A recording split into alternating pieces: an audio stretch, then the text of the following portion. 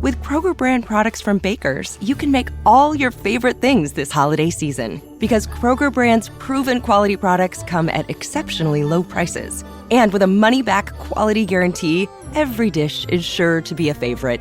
These are a few of my favorite things. Whether you shop delivery, pickup, or in-store, Kroger brand has all your favorite things.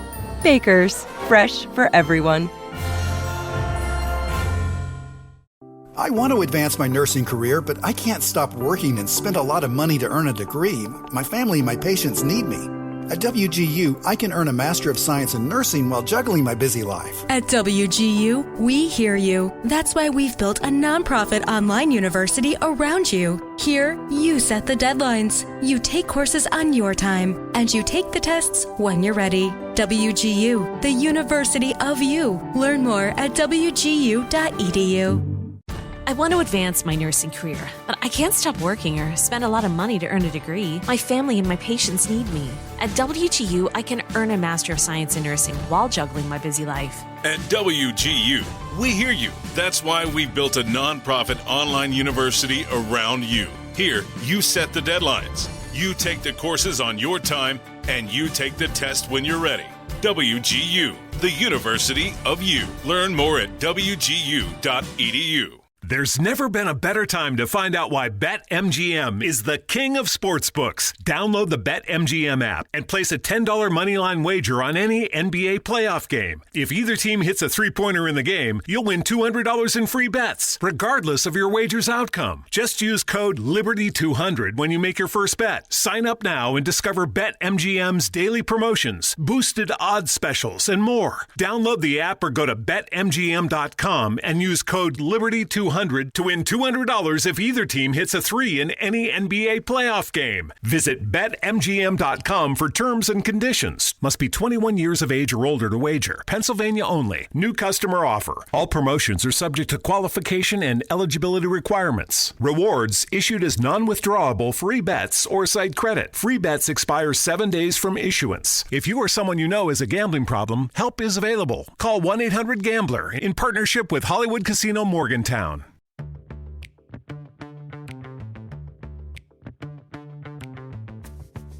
Hey, it's Christine from Storyworthy.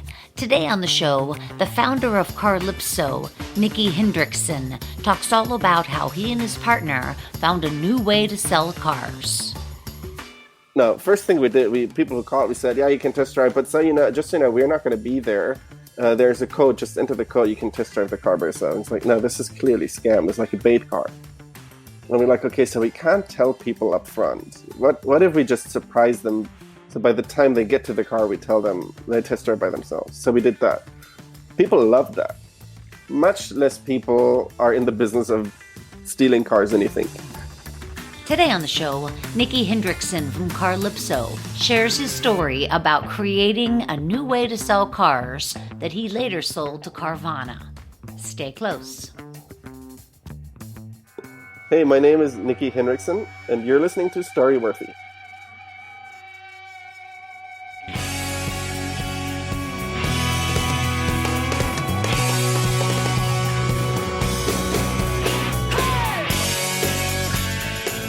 Welcome to Storyworthy. My name is Christine Blackburn, and I'm coming to you from Los Angeles, California. Whether you're a longtime fan of the show or a new listener, welcome to Storyworthy. I hope you guys heard the show from last week with comedian Tom Dreesen. Tom Dreesen is just an unbelievable person. He's a legend, is what he is. Do you know who Tom Dreesen is, Nicky? Heard of him? He's a comedian, and he's 80 years old now. He told some fantastic stories about Frank Sinatra. Like, honestly, I was going to break the episode up into two because we talked for like almost 2 hours. But I cut it down a little bit. The point is, it's so fascinating because he's kind of from that era that is, almost gone now. He opened for Frank Sinatra for 14 years. No way. Oh, wow. Yeah. And then he was on the road with Sammy Davis Jr. for 3 years. And he was a pallbearer at Sinatra's funeral. And he was the MC at the funeral. And he talks all about it. So it's super fascinating. You grew up in Germany, Nicky. So correct. I don't know. Did you guys have a lot of Sinatra over there? No, yeah. My parents loved him. They're actually from Argentina, moved to Germany, but I know a lot of people love Sinatra. Yeah, we like the good stuff in Germany, Yeah, right. Well, no, but it's like the parents all seem, it's such like a parents, I guess that era, that the standard era, it's like all of our parents listen to it so much, and very fascinating conversation. So go back, you guys, and listen to Tom Dreesen from last week, but not today, you guys, not today, because today I'm taking a chance. That's what I'm doing. I'm taking a chance. The guest I have on today is he seems like a really interesting person. I don't know him personally. We met on LinkedIn. Don't tell anybody. Shh. I love LinkedIn, actually. LinkedIn is like playing softball for me because it's so dry. And if you put even a picture up with any color, it's like, oh, wow, there's something sparkly over there. Is that being mean, Nicky? No, I see it the same way. That's why I thought my opener wasn't very dry. Yeah, that's exactly right. So I meet Nicky Hinrichsen on LinkedIn, and we hit it off. That's what happened.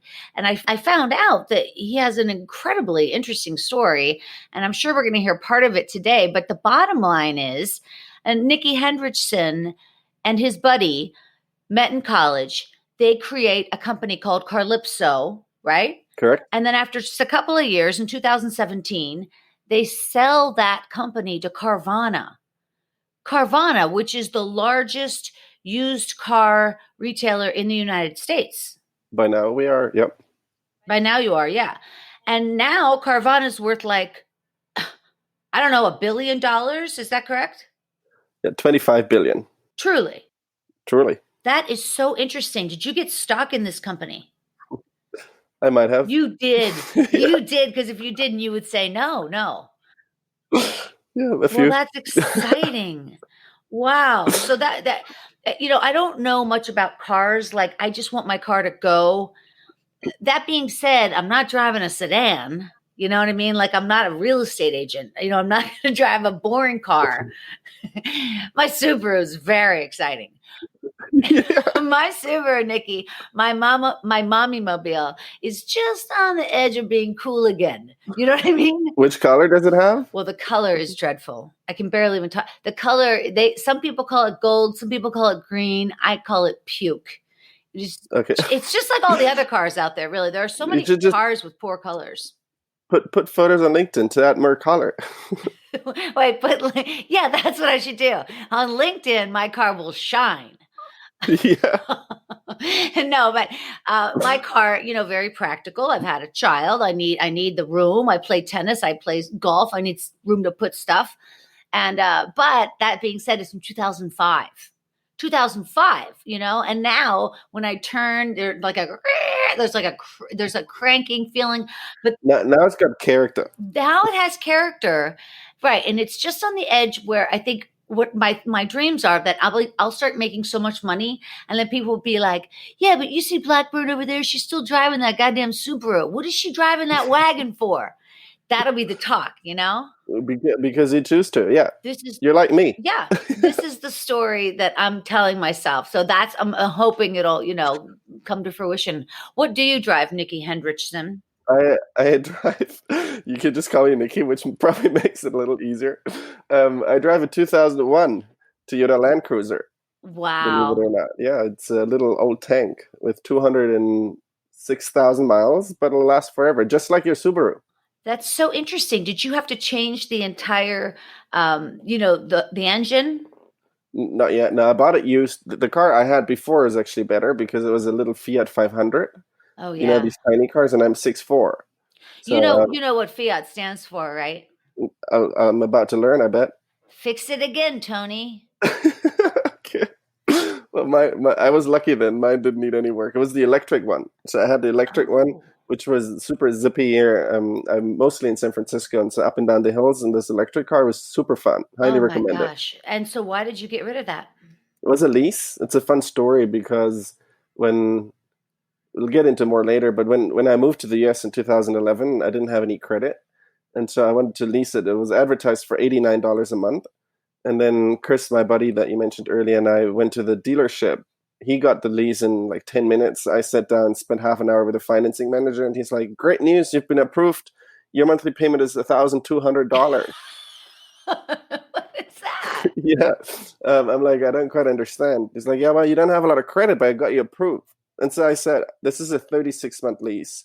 It's $89 a month. Can I just pay $3,600 right now?" And he's like, "No, no, no, no. But you'll build your credit." Oh, wow. So he was scamming you right then. Trying.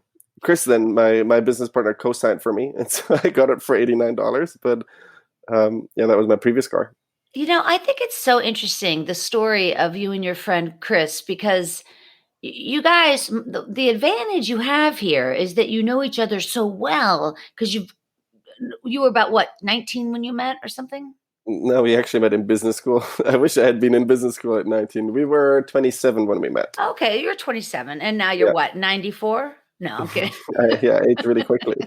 No, I'm but 36 now. you're only 36 years old. So, but it's nice you guys have that 10-year working relationship. I mean, it seems like you could trust each other, and that has got to be Yeah. worth so much.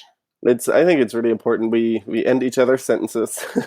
We're like in a relationship. He's married, but I'm part of that that family too by now because we spend so much time together, and we just know each other really well. That's true. That's awesome. Do you live near one another? I live in San Francisco. He lives in Half Moon Bay, which is half an hour south. Yeah. So you're not quarantining together. No, that would be too much. Yeah. Do you do Zoom meetings with him still? Yeah, we're on Zoom all day because now we're starting the new company. We're chatting all the time, and we're keeping each other updated and keeping each other accountable also. Yeah. And so, yeah, we're on Zoom all day. Interesting. So this is great. I've never had, like I said, a business person on the show before because sometimes, I'm an intelligent person, but sometimes when people speak in certain business tones, and I listened to several of your podcasts, so, in the last couple of days, you being interviewed by other people. And sometimes for me, it gets very dry. Dry. We can prevent that from happening. Well, no, you don't have to do anything special. I'm just saying so like for me, my show, I've been doing this over 10 years. Most of the guests are comedians. So in a way, it's a bit of a cheat because it's not that hard to reach to get something out of them because they want to entertain. They want to talk. They want to talk. Yeah. So you're a businessman and I'm anxious to hear like a story that doesn't bore me. No, I'm kidding. Let's see if I win. The reason why this is worth a try, I believe, and we'll find out, is because like our journey was like a comedy. There's this Netflix show, I think, Silicon Valley, which is supposed to be comedy. I haven't even seen it or watched it because it describes my life. Like we had all these crazy ups and downs with people going crazy, employees doing silly things, sleeping with each other. We had cars getting stolen. We chased thieves on the highway. We impounded and repossessed cars, and so we had a lot of what's going on in this Netflix show happen in our lives. So I'm hopeful you won't fall asleep. Now, listen, in the Silicon Valley, do people really live like that? Like in the show that you said you haven't seen, a lot of them like live in a big house, looks like a huge house, like a 7-bedroom house, and they all kind of work there. I don't know if they all live there exactly, but people do that up there? Yeah, so when we were in business school, first year we were in dorms, second year we lived in houses around campus. And I'm not sure if I remember the Social Network, the Facebook movie. Sure. But there's a scene where they're all in a house and then jumping from the roof into a pool. Yeah. So a good friend of mine actually lived in that very house. Oh my God, that's awesome. So that's how a lot of companies start. They just start working out of their living room, and then they become big. Well, you're preaching to the choir, brother. I am in my dining room right now. Okay. And it's very interesting though about what's going on now is for me personally, I've had over 600 guests and everybody was face to face. I've never done an interview without being face to face. Yeah. I've never done phone interviews because I feel like podcasting is all about the audio, and if you don't have the sound, you really have nothing. So before now, there really wasn't a lot accessible. And now Squadcast, this one we're using now, and a lot of different platforms have popped up, of course. So, and of course, we have no choice. So it's either, stop working or stop podcasting or move on. But now your audience widens because you can talk to anyone. Thank you, Nicky Hinrichsen. See, I'm the business guy, the smart one. I've had guests from San Francisco now. You and I've had guests from Arizona. Anyway, it's fun. It is really fun, and so I look forward to hearing your story. All right, you guys. Before we get to Nicholas's story, I wanted to remind you to check out my new show, The Story-Worthy Hour of Power, every Sunday night. You can watch from wherever you are in the world on Zoom at 6 p.m. our time. I'm talking to Nicky. He and I, our time on Pacific time. And it's been a blast. We're heading into our 11th show, or maybe it's the 12th. And after the show, we play Story Smash, my game show, which Nicky you would love. And this week, Danny Zucker, the executive producer of Modern Family for all 11 years, he'll be back to judge. Blanca Patch, comedian Blanca Patch will be here to judge, and comedian Felicia Michaels. And it's an all play. So everybody can come on the show and spin that wheel and tell a true story on whatever the wheel lands on. It's a true 1-minute story. So it's very quick. Very quick. Nicholas, I swear to God, that's my whole thing. Is this like truth or dare? No, it's all truth. It's no dares, no dares. Or I could say I dare you to tell a true story, but 1 minute is the limit. And you wouldn't believe you could tell any story in 1 minute. I'm sure you can. You really can. And so it's sort of funny, the different stories we're hearing. And then, of course, the comedy comes in when my guests know this. I'm telling you, Nicky, when the comedy comes in when the judges then critique the story. And it's just hilarious. Danny Zucker is amazing. Blanca Patch, super funny. So you guys head over to storyworthypodcast.com and there you will see a ticket link at the very top of the page. Storyworthypodcast.com. Thank you very much. You're very kind. I appreciate it. All right, you guys, you see right now, this guy, I'm telling you, we're going to hear all about cars. I can't wait. He is the co-founder, like we've been talking about, with Chris Coleman at a company called Carlypso, which then they later sold to Carvana, which is the largest used car dealership, or what do you call it? A car dealership, or what do you call it? It's an online car dealer, yeah. Yeah. Like formerly their car dealership, yeah. Yeah, it's the largest online dealership in the whole country. And my daughter and I, of course, adore the Carvana commercials because there's got that big vending machine and I've seen them several times and you just laugh. Like it can't even be true. Like what is happening? What is going on? Now, this whole vending machine idea, Nicky, is this a German idea? Be honest. You'll be surprised. It's actually a German company that manufactures them. See, I knew it was something about that. It was an American idea. Actually, I'm sure it was the idea of the creative team that works out of Venice. But yeah, so the actual tower is from Germany. Smart was the first company to use them. So when I was about to say little, I guess like 15 or so, that's when I saw the tower for the first time. It was really impressive. Wow. Wait, what did you see exactly? The tower, the vending machine is really a tower, right? If you look at it. Okay. And so these cars go up and down.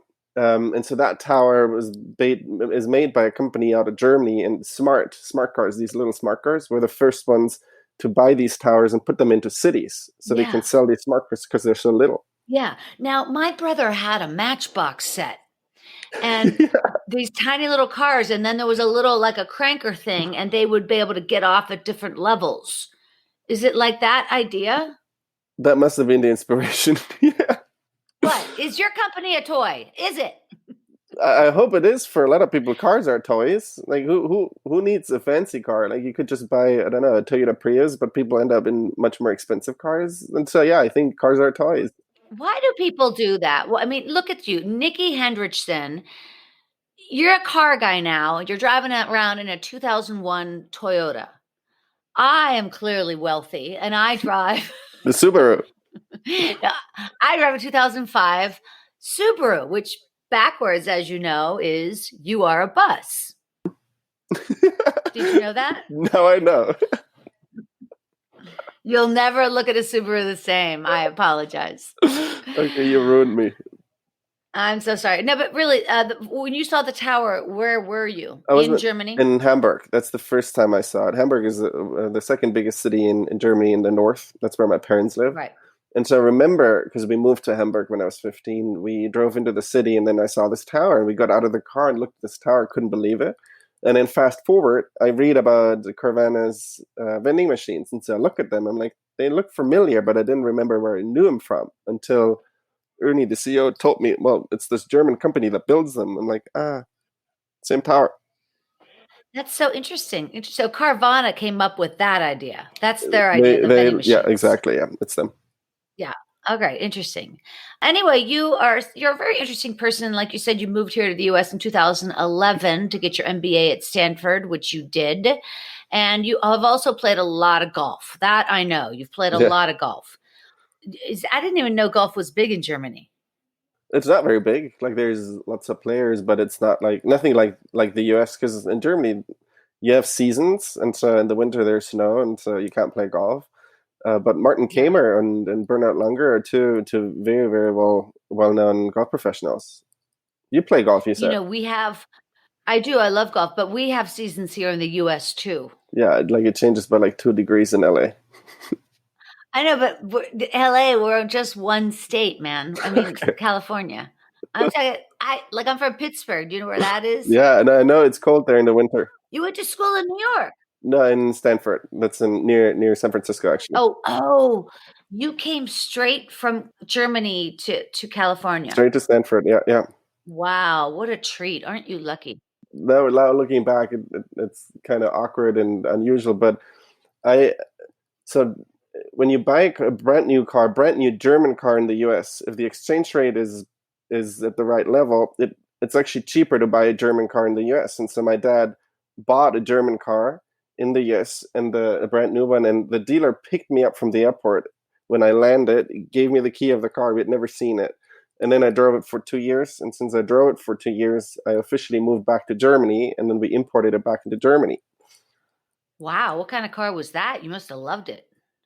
It was pretty. It was the Volkswagen Touareg, the big one. Like, it's not even a big car in Germany. That's a big car. In the US, it's a small car. In the US, you all drive these big cars. Yeah. Well, you just said you're driving a little Jeep, right? The Toyota, what? Yeah. Now I've become a little bit American there. It's a very big car, the Land Cruiser. Wait, what is it again? It's a Land Cruiser. It looks like a tank. Well, then what the hell are you talking about? Why do you drive that? Yeah, because I'm tall. And it's you can go off-road, and I actually drove it most of the time in Arizona. Carvana is in Phoenix, and so I've been traveling to Phoenix quite a lot, and having a cheap car there that could get me anywhere made sense. So you take a tank down south all the way to Phoenix. I take a plane to fly me to the tank, so I can drive the tank in Phoenix. I see. So that's your Phoenix car. I see. Yeah. I got it. Okay. So but now I drove it back. Now it's in San Francisco, actually. And now it you doesn't have make it. any sense. Do you have a garage? Not yet. You froze. You froze too. Now we're back. Do you have a garage? I could rent one. When I had this other car that I was telling you about earlier, the Fiat, Tony, it's broken again, as you mentioned. The car was $89, insurance was $150, and parking was $300 a month. Oh, so that didn't make any sense. Well, it depends. I mean, if that's where you want to live, then it makes sense. You know what I mean? Yeah, that's true. It didn't make any sense for me. Yeah, I see. Do you have, because I looked around for your website and stuff, it doesn't seem like you have any kind of website, or is it all just the business side of things? No, so we just launched. I left Carvana 1st of June to build this new business, and we just talked to investors. We're about to close a funding round to get started, but there's very little to look at right now. There's a lot of articles, and it's basically a blog that explains to you what we're doing, and we can put the link in the show notes. But yeah, give me 3 months, and then there's a product where you can save money. You're so funny. You can put the link in the show notes. We'll see about that. No, wait, this new company, I don't want to go way into it, but it's called With Clutch, which is like starting a sentence with a preposition. With Clutch. Yeah, it's refinance with Clutch. Refinance with Clutch. Yeah, so it's got withclutch.com. Withclutch.com. You don't think this is cool? No, it's not about being cool. I just don't understand the words coming out of your mouth. Like it doesn't. Welcome to that club. There's a lot of people that feel your way. Okay, let me give you an example. I had a good friend of mine. His name was Abdul. He was from Bangladesh. his brothers were also named Abdul. But which So one was the first name? Abdul. It was The Abdul last name? Abdul. Abdul Okay. Abdul. Anyway, he bought a little tiny. I didn't buy. He rented a little space in Hollywood to open up like a souvenir shop, and he called it Hollywood Sport and Gift.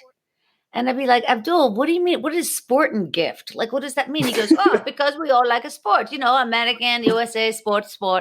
And I'm like, but it doesn't sound right. A Hollywood sport and gift. It should be like Hollywood gifts and some sports stuff. I don't know, but it didn't sound right. Now I'm talking to you, Nicky, and no, I'm just not clear. With clutch, what does that tell me? I'm not understanding. Well, feedback is a gift, so I'm learning. I appreciate you being direct. The name was clutch. Like, clutch is a good word, right? Your clutch your wallet, so you can save. Clutch is something good. Clutch is the thing in the car that you press to shift gears. Okay, clutch. So it's a play on that word. I know, but then what? And then you. What about clutch cars? And then you. I don't know what's a clutch car. I don't know what's a with clutch. We should. Well, it doesn't. We're starting it so it exists. It doesn't exist yet. It's okay. Yeah. Well. Do you think this is going to get into a dictionary? We should add it. Like, a lot of words made it into the dictionary that you didn't think were going to make it into the dictionary. Yeah. Yeah. Like what? I have to think about it. Google. I'm sure Google. Oh yeah, that's true. Google that. Google with clutch. See what happens. Yeah, do that. I think it's just. All right, you guys. We're going to learn a lot more. I think that's what matters, you guys. Wherever you are, put your hands together for Nicky Hinrichsen. Well, thanks for having me. What do you want to know? I was born in Germany. We found that out. I used to play golf on the national team in Europe, Germany primarily. And then I wanted to go into tech, moved to the US, went to Stanford. And so you need to understand, I have an older brother. I'm the same age. He hated school. So my brother barely graduated from high school, so barely, then dropped out of college twice. And so meanwhile, I did school really quickly. I went to Stanford, graduated, got my MBA. So by the time I graduated and got my MBA, my brother had somehow fixed his resume, had become a banker, and I went and became a used car salesman. That's so funny. And so as you can imagine, my parents were confused. Yeah, you took exactly different parallel lines. But that being said, look where you are now. Yeah. Right now I'm driving a 2001 Land Cruiser. Yeah, but you got big ideas. That's what I've heard. That's true. So we ended up doing, I wanted to start a company. I met Chris, my buddy and co-founder, and found out that he's completely obsessed with cars. His first car was a DeLorean, the one from Back to the Future. Mm-hmm. And so he loved cars, and it was very obvious that he loved cars because he had 5. Nothing fancy. What does he have now? And now he has 4, I think. Now he has a car that he built himself. He has a little race car called a Noble. Nobody knows what that is. He has a Volvo that his wife drives. He has a 4Runner, or I think so, yeah. That he's about to sell. And so he just loves cars. Nothing fancy, but he's just got a pile of cars. Actually, he also has a Land Cruiser, because when I had one, he wanted one too, also from 2001. And so all our classmates asked him for advice how to sell a used car. And he tried to explain it to our classmates, but business school people, they don't want to get their hands dirty, And so they're like, so you know so much, can you just sell my car? And so we ended up selling probably 50 or 60 people's cars then right after graduation. And that's... How did you do it? By newspapers or what? Yeah, so that's when Craigslist was still the best channel. I think now you go through OfferUp or Facebook Marketplace. But what we did, we detailed these cars. So cleaned them, detailed them, made them look good, took photos, posted on Craigslist. And then we talked to the test drivers, people who were interested in test driving these cars. And so since being there for test drives for people who would never show up or showed up just to kick the tires was such a waste of time, we thought there must be a better way. And so we created this Zipcar-like experience where you could test drive my car by yourself. So you would just... Wait a second. Did they literally kick tires? Is that like a true thing? People do that. And I don't know why, but if you go in a car dealership, you look at cars and everybody's like, okay, kick. Like, people kick tires and it makes no sense. It's like something instinctual, I think.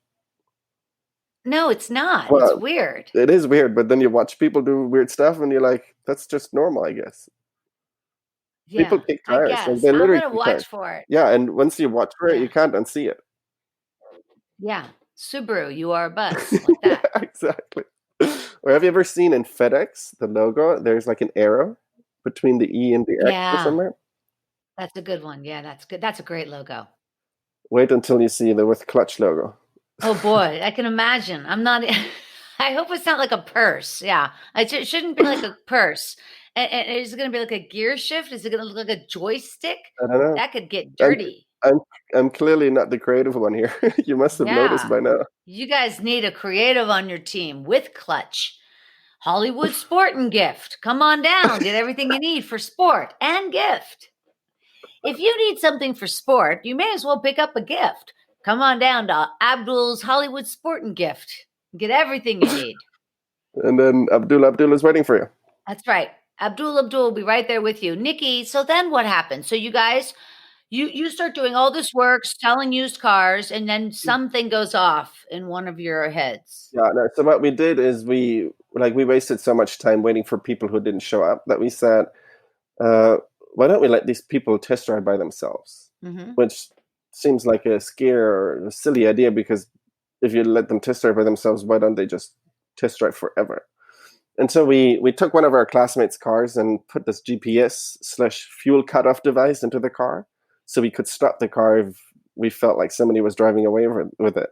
That's exciting. And Yeah, so the idea is exciting. I think the liability is not that exciting. I see. But so we had people come, show up.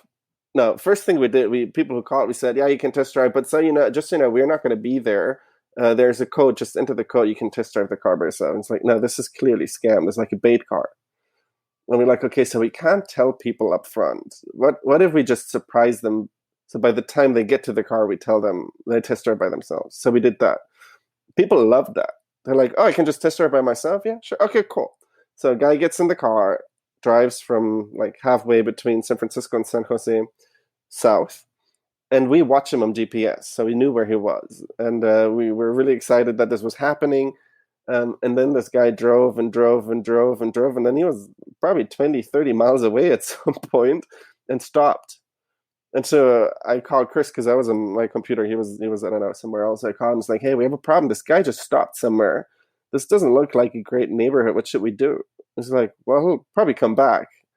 So this guy did move for 15 minutes. And then I called him, or I sent him a text message like, hey, how's it going? He's like, oh, it's going great. I'm on my way back. And then I saw him on the map turn around, come back. By the time he arrived, I left the house, waited for him on the street, and he was eating like McDonald's. So what he had done, what I didn't realize at the time, is he just went to a drive-in and ordered some food while driving our car, came back and then said, this is a great experience. And yeah, I want to buy the car. It was incredible. We couldn't believe he would do it. Yeah, no, but wait a minute. That sort of makes sense, right? I mean, in other words, it's very logical. Well, when you sell your car, do you think you'll just tell people from Craigslist you can have it, bring it back when you're ready? Oh, I see. Yeah. No, but I'm thinking like at that point you really had nothing. So you guys had nothing at that point. This was like a A phone complete number. experiment. Yeah, we had And the nothing. GPS We and let the them start. tracking device. Yeah, but then we realized if we pull the or if we pull the fuel cutoff, then what if he's on a highway and causes an accident? Then it's our fault. Right, but I meant the GPS. In other words, that was on there. You mean he could have found that and threw it away? Just pulled it out. Yeah, yeah. I see. Yeah. So we were running a few risks there, and obviously, as you'd expect, somebody ended up stealing a car, but that person didn't know there was a GPS device in it, and so we had sold probably 2,000 cars at the time, and then one person just wouldn't call us back. We'd let them test drive, and he would not park the car where we picked it up. Wouldn't return, wouldn't answer phone calls, wouldn't answer text messages. But we kept were seeing you him on the tracking map. him? Yeah, you were tracking him. We knew where he was, yeah, and then he stopped somewhere, and then we tried to call him, and so it was getting late, and then we said, well, I don't know, we'll try again tomorrow morning. The problem is these cars were still owned by the previous owners. And so we had to somehow tell the previous owner that the car is not in front of her house anymore, but it's also not sold. And so how are we going to do that? And we knew that this person was not at her house at the time. And so we thought, okay, we'll just we'll do the sale tomorrow. I'll just drive down because I know where the car is, and then we'll call her. Next day, we wanted to track the car. Actually went where the last location was locked, and the car wasn't there anymore. So the guy clearly found the GPS device and had pulled it out. But the prior day, he had been at a lot of spots and parked the car for like an hour or so. And so I started calling the police and told them he stole a car. He's like, okay, so what's the name of the owner? I gave him the other person's name. It's like, wait a minute, that's not you. So yeah. So yeah, you can't report a random person's car stolen. Like the person who owns the car needs to report it stolen. And we're like, oh shit. So I called the owner and tell him, hey, there's good news and bad news. Good news is I just sent you whatever the value of the car was. So I just sent you a check of that amount. It's like, great. So what's the bad news? It's like, yeah, the car was stolen. So I just bought the car from you. You need to transfer the title in my name so I can report it stolen. Wow. And the owner's like, well, for as long as I get the money, I'm fine. And then fast forward, what happened? We sent the police now that we owned the car. They went through the 3 different spots where we suspected it to be, and they actually found it. And then they impounded it, called us, it told us you can pick it up on Monday. And so on Monday we drove down and picked up the car.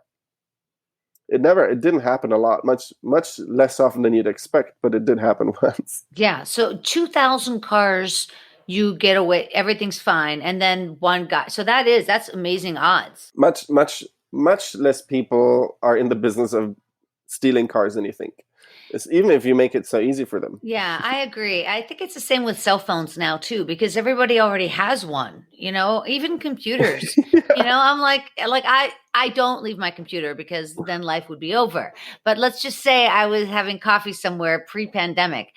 I would leave the computer there for a second while I ran up to get something. You know what I mean? Whatever, sweet and low or something. Yeah. Well, because I think that's not a good example. But the point is I know what you're saying. Cars are not, who's stealing cars? What are we in 1965? No, people think people steal cars. People don't steal cars. Like it's like usually very organized, because even if you steal a car, this is all the things we learned later. You need to be very organized to either sell it or part it and then still monetize it. Mm-hmm. So it's really difficult. But at the time, we raised money from professors and lecturers, and they thought we were crazy, still gave us money. We told customers we'll help them sell their car. How we do it, they said that's crazy, but still did it. And so, yeah, we ended up learning a lot. The business that we sold to Carvana was a very different business. We stopped helping peer-to-peer, so we didn't help private sellers sell their cars to private buyers. Instead, we started working with institutions. Because institutions, they sit on thousands and thousands of cars every day that they need to sell. Leasing companies, rental companies. And so we offered those online direct-to-consumer, which was very new. This time without the test drive, because we didn't have the cars. The customer needed to tell us what they wanted. We were more of a buying service. And then we sold them these cars, and this was purely online. Okay, well, you pretty much lost me. But what I think you're saying is that you guys took it to another level and started working with rental car companies and bigger institutions and leasing companies. Yeah. Right. So now those guys are buying your cars. Selling. Private people buying, institutions selling. I see. Okay. And this is all online. So you guys are in San Francisco. You're both on computers. Are you in an office or are you at home? No, it was actually a warehouse, because when you sell cars, you can't sell cars that are not reconditioned. So you as a buyer, you're very emotional around the purchase. So you want the car to look clean and detailed and no dings and dents and scratches. So we bought. Once you told me I want this car, we would get it. We would recondition it, and then we'll send it to you. And so that's why our office was right next to a warehouse, which was fun because we could just go through the door and there were hundreds of cars. Hundreds of cars. Yeah. Okay. And so then you guys both start working. Subarus. And then some Subaru. Did you guys both start working for Carvana, both of you? Yeah. So what ended up happening, in order to sell cars online, you need to become really good at taking data about cars and making it readily available online. So you want to know what trim your Subaru is. You want to know what packages and options it has. So you really want to know very exactly what are you buying if you buy it online. And so we became good at building software that did that. Wow. And then we started comparing notes with Carvana and other friends became very close and friends with the executive team at Carvana, and then said, let's just join efforts. And so we brought the whole team over to Carvana. How many people were on that team? I think like we were 45 people in total when we decided to sell. I think 15 or so came over, maybe 10. Yeah, that's a good amount of people. Yeah, no, it was luckily a good outcome for a lot of people. Yeah. Yeah, definitely. And so Carvana is now in Phoenix. Based in Phoenix, headquartered in Phoenix, has vending machines, I think more than 20 now. More than one 20? in LA. Yeah. Where's the one in LA? Yeah, do you know? It must be near Riverside. Huh. Okay. I think so. Or between LA and Riverside, I think I saw it because I was just there. Yeah. Oh, okay. Okay. So now you guys broke off from Carvana, and you and the same guy you built the company with, Chris, you guys are going into this new company with Clutch. Exactly. And basically you're refinancing cars. Correct. So what happened, this is an insight that we had before we joined Carvana. What happens is if you buy a car, you shop for a car, you don't shop for a loan.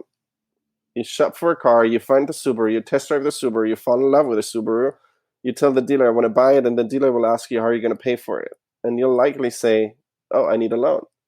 And then the dealer says, no problem, I can get you a loan. I work with 100 banks, and the dealer will give you a loan that pays the dealer the highest referral fee and not you the lowest interest. Yeah, right. And hasn't everybody always known this, or is this a new thing? I don't know. Did you know? No. No, I didn't know. But like, I've never bought a brand new car. I've always bought used cars, and I never put that much. You never had a car loan? Oh no, I have had car loans. I did. I used to have this Saab 9.3, and it was very cool because it was a convertible.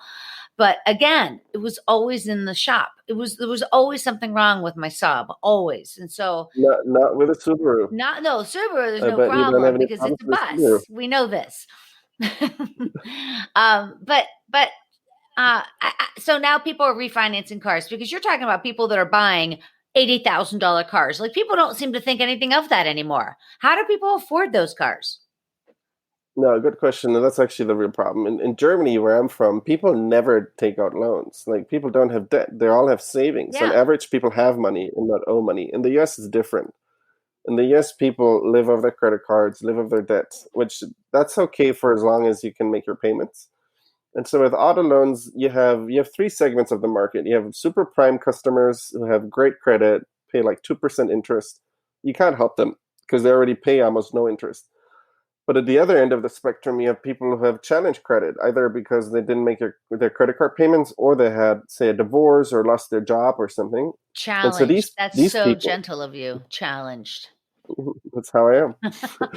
Challenge credit. And so these people pay up to 29% on their car loan. Wow. That's crazy. Wow. And so you are here to rip off the U.S.? I mean, is that what you're saying? I'm ripping off the previous lender who gave you a 29% loan, and I'll help you as a consumer. That is so interesting. I mean, I've seen so many Carvana commercials, but it's always so hooked on the vending machine part of it, but not so much what you just said. Well, Carvana is different because Carvana is fully integrated. So Carvana sells you a car and has the lending. And so if you get a car and the loan from Carvana, you're actually in a really good place. I see. What I'm describing happens more at independent dealerships. Yeah. Well, maybe it's just a thing of the past then, in other words, it's progress. We're moving forward, and that's just not how you buy a car anymore. So I think it's actually the same that happened with cars. Like 10, 15, 20 years ago, the margin on cars was very high. So like if you bought a car, you couldn't price shop very well because it was very difficult. The internet wasn't that widespread quite yet. And so dealers used to make thousands and thousands of dollars on the car because you as a consumer couldn't compare. Now you can compare, so the margin on the car is very little. And dealers instead make their money on financing. Yeah, interesting. Okay, now, and we got to wrap this up in about 10 minutes, but let me ask you something. And I think I touched on this yesterday when we had our pre-meeting. Yeah. By the way, that was my first pre-meeting. It was very exciting. You didn't trust me? I didn't know why is this? You're still not sure whether you can. I'm thinking to myself, why is this person interested? And because he's not a comic and he's not. No, it's super interesting. I'm glad you're here. But here's my question. It seems to me that there are going to be less and less and less and less cars in general because of the ride shares and stuff like that. Plus, there's a pandemic, nobody's going anywhere. Or in the alternative, like I was recently in Big Bear, California, and there were tons of people there, like more than I've ever seen. And I think that's because we don't fly as much anymore. So people are driving more. So there's kind of these two ways of thinking about it. But another thing real quick before I'll stop talking, like my daughter, she's 13, but when she's 16, it's not like she's going to run out and get a license. That's just not what kids do anymore. She doesn't need a license right now anyway, Yep. Yep. Couple of thoughts. There's 100 million people with auto loans in the US. And so even if that goes down, I don't mind that. The second thought is everything you said is right. With rideshare, you can easily believe that in big cities, you don't need a car anymore. When you look to China right now, who are already a little bit ahead of us post-COVID, the use of public transport went down, and people buy more cars now because they don't trust public transport because they're standing next to other people. So that's a trend that goes the other way. And then you have the whole question around autonomous driving. Will robots be driving us? And who will own these cars then? So I think there's a lot of question marks. The good question, or the good thing about what we're trying to do is there's a lot of car loans out there. And sadly, a lot of people are overpaying, and so we're hopeful we can help. You're hopeful to help. So at this point, with your new company, with Clutch, Clutch, give me the jingle. What's the jingle for With Clutch? Give me the rhyming scheme. Go ahead. No, I should just hire you. You just created it. Let me hear something. I want to hear something like, with Clutch, you'll pay lower prices for your car or something. It's not very good. I could say it in German, but no one would understand. So let's skip that for now. Let me hear how that sounds. And don't spit on the microphone. This Clutch, the Germans, they talk like this, right? Right. But I wouldn't know how to, I don't know. I still have to think about it. Step 1 is to have an idea. Step 2 is to get fun. Step 3 is to come up with a jingle. Yeah. Oh, I see. The jingle's like the last thing. Oh my gosh. That's like the first thing I would think of. I'd think of the name. I would think of the logo, colors, and jingle. Okay. Well, we would make a perfect team then. Yeah. Well, Carvana, they've got a jingle, don't they? I forget what it is. It can't be so memorable then. Yeah, it's not that memorable. Yeah, they have a lot of commercials, man. I'll tell you what. So with Clutch, the idea is you guys thought you had money because you had a job. Then a pandemic hit and you have an $80,000 car loan. And with Clutch, we'll help you refinance that car loan. And honestly, you shouldn't be driving such an expensive car anyway. Are you going to do something like that? Like tell them? Exactly. Yeah. No, you're not. And then we'll tell you in the meantime, while you have it, we'll refinance your loan. We'll save you thousands of dollars, and we'll help you should you want to buy a new car, lower your insurance payment, or just get rid of your existing car. We can help you with everything on that. Well, how do you figure? So you guys are going to be a bank? No, actually, that's a good question. You don't want to be a bank because there's a lot of banks and credit unions that are really, really good at lending money. So they're really good at assessing risk, calculating interest rate. Their problem is they're really not strong approaching customers. And so in order for a bank, if you were a bank, you wanted to give out auto loans, you would partner with dealerships and pay them a lot of money to give you loans. Mm-hmm. And so that's actually the crux. That's the root cause of the problem. So the banks aren't going to like you guys. No, the banks will reshuffle. The loans will go from one bank to another one. And they will like that because they're starting to become independent of the car dealers, because car dealers are the ones that normally originate the loan.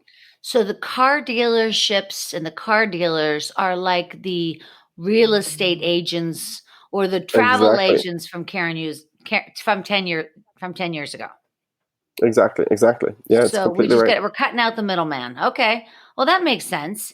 And so maybe that's part of your jingle, cut out the middleman with Clutch.com. With Clutch.com. Yeah, something like that. Now we're talking. I like that. Yeah, now we're see it. This is ideation happening in real time.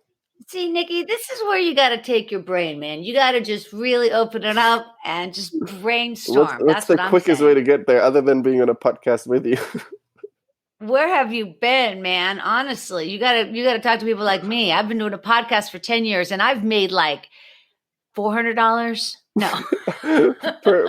per episode, that'd be really good because you said it was more than 600. Yeah, that would be really good. But no, that's not the case. What's interesting though is that I am one of the longest not longest running Yeah, I am one of the longest running podcasts. I'm kind of like one of those first people that started in 2010.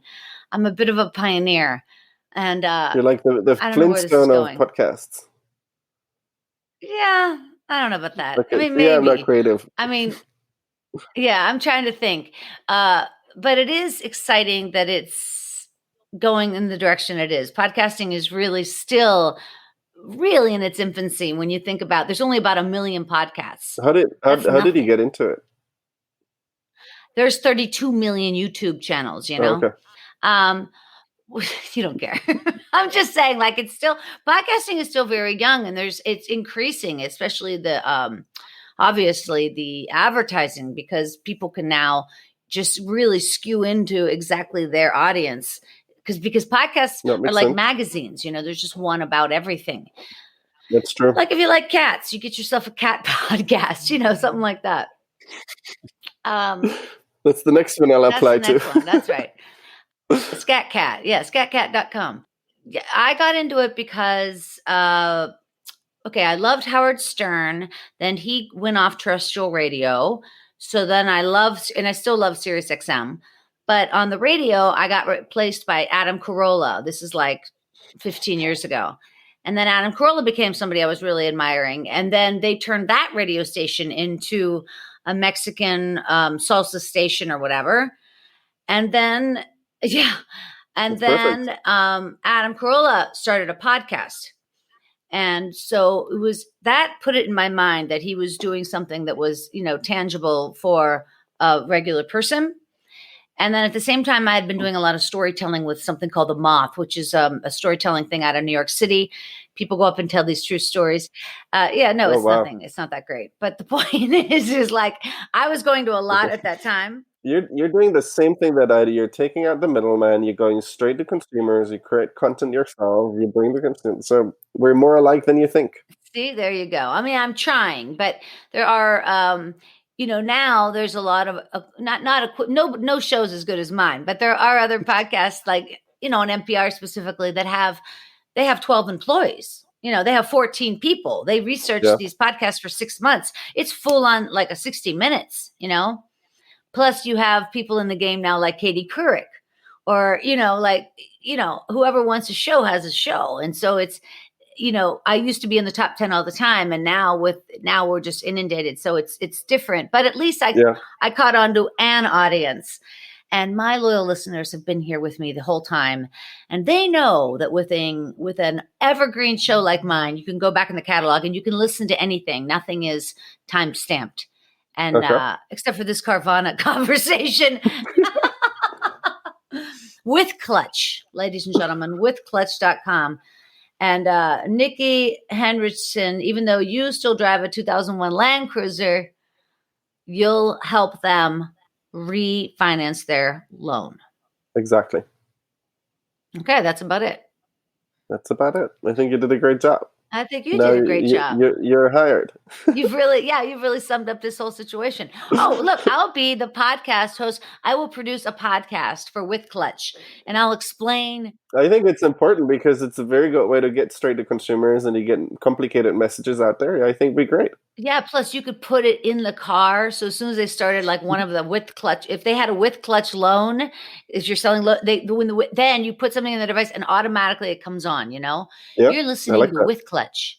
What is With Clutch? Well, we're still not sure, but if you stay tuned, we're gonna figure it out. Why is it called With Clutch? Well, the guy's German, and the words get skewered. And now a word from our sponsor, Hollywood Sport and Gift.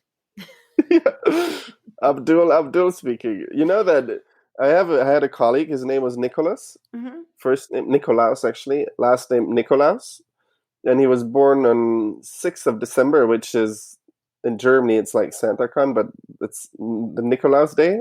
So Okay. he reminded me of Abdul. His name was Nikolaus. Nikolaus. It was Nikolaus. That is unbelievable. Isn't that funny that Well, it's parents a would do tongue that? twister. Yeah, I don't know why they did that. He's a nice guy. Well, I know an Edward Eddie. It's pretty good. Yeah. What other? I think I knew a couple of them. That's strange. All right. Well, let's wrap it up. Listen, I really enjoyed talking to you. It was Great talking to I'll you. see you over on LinkedIn. Why not? We'll get Yeah, I'll crazy keep over there. messaging you. Yeah, I'll a keep lot of messaging fun. you. Yeah, I have a conversation going on with my sister on LinkedIn, and we just hit the auto prompts. So it's like, thanks. Nice to hear from you. Goodbye. Okay, lol. Here. Okay. LOL. Yeah. We go back and forth. It's kind of funny. I got some free time during the pandemic. You know what I mean? Yeah, I'm glad I reached out to you, though. No, it's very interesting. It really is. It really is, because it's like the whole car thing is that you don't want to get scammed, and you just feel like everybody around you is getting scammed. My friend Lauren just bought a really, really beautiful, it's an Audi. It's so beautiful, like $50,000. She hired a guy $500 to buy that car for her. Oh, wow. To research. Smart move, though. Yeah, to research and buy the right vehicle. Yeah. So that's a thing. That's true. This is shameless, but I'm shameless. Carvana lets you test drive any car for 7 days. Oh, wow. Really? So you should just get one, test drive it, bring it to the mechanic if you want to. It'll be great. No, I'm just going to do that on a 7-day basis. I'm going across the country, Carvana to Carvana to Carvana. I'm going to map out the USA with vending machines, and I'm on a road trip. And you know what? I'm going to take it. I'm going to shoot it, and I'm going to put it out on YouTube. You'll see. This is how you get a lot of just like Carvana. That's how you get a lot of subscribers. Let's do that. And then they'll try to sue me, and then they'll have to pay me, and that's it. Never know.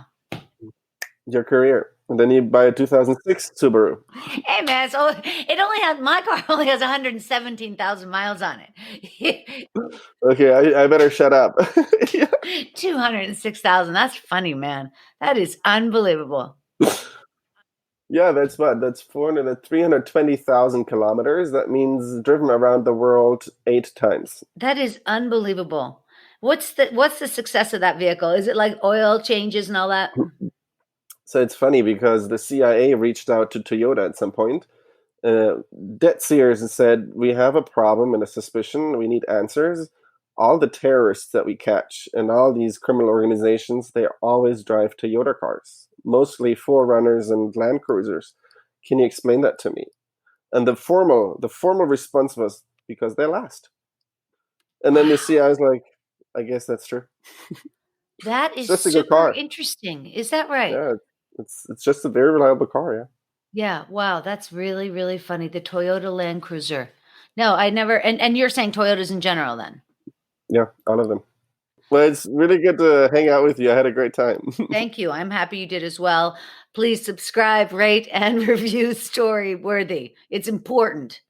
And you can come on my other show too if you want, Nicky. You can come on the Storyworthy Hour of Power and wow my guests with your car knowledge. They'll be so impressed. I could do that. I like the mop, but you didn't like your mop story, so I'm not a good fit for that. No, the moth is good, but it's it basically, they'll let anybody on. That's the idea, is that everybody has a story. And so anybody can go to the moth and they pull the names out of the hat.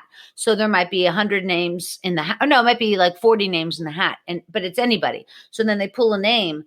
And so these people come up that, they might have a story, but it's not like one you want to listen to. You know what I mean? Like it's so out of 10, you're looking at like 2 or 3 that are like, So you got to be careful when you book guests, man. You got to be careful because some people aren't. You can't just take random people who message you on LinkedIn, right? Sometimes you just have to go for a car guy. We just do that. Yeah.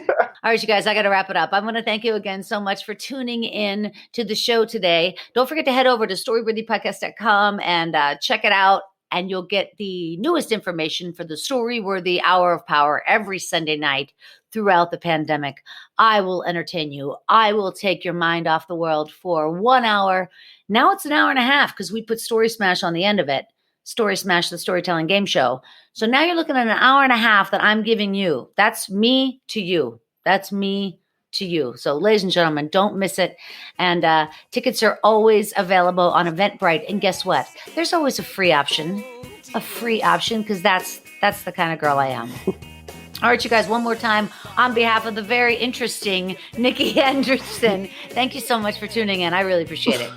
Well, it's really good to hang out with you. I had a great time. Thank you. All right, you guys, my name is Christine Blackburn saying, make it a story-worthy week.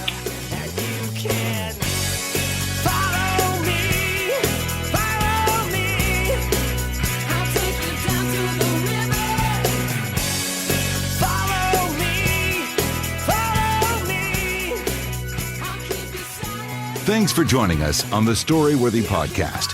We'll be back next week with all new stories. Subscribe to Storyworthy on iTunes and visit the Storyworthy website at storyworthypodcast.com.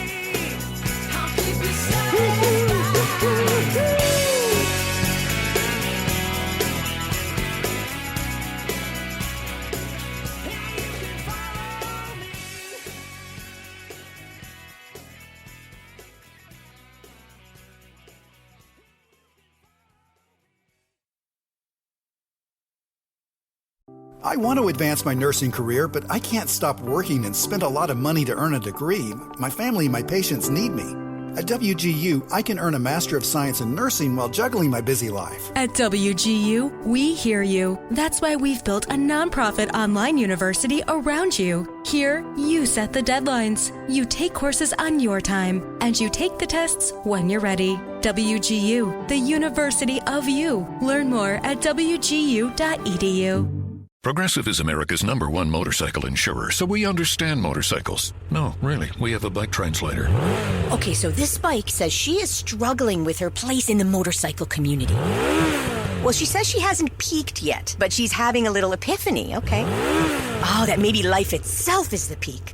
Interesting. In my experience, I found that... Oh, so I just translate. Not allowed to have opinions. Got it. Quote with Progressive and see if you could save with America's #1 motorcycle insurer. Progressive Casualty Insurance Company and Affiliates. With Kroger brand products from Baker's, you can make all your favorite things this holiday season. Because Kroger brand's proven quality products come at exceptionally low prices. And with a money-back quality guarantee, every dish is sure to be a favorite. These are a few of my favorite things. Whether you shop delivery, pickup, or in-store, Kroger brand has all your favorite things. Baker's, fresh for everyone.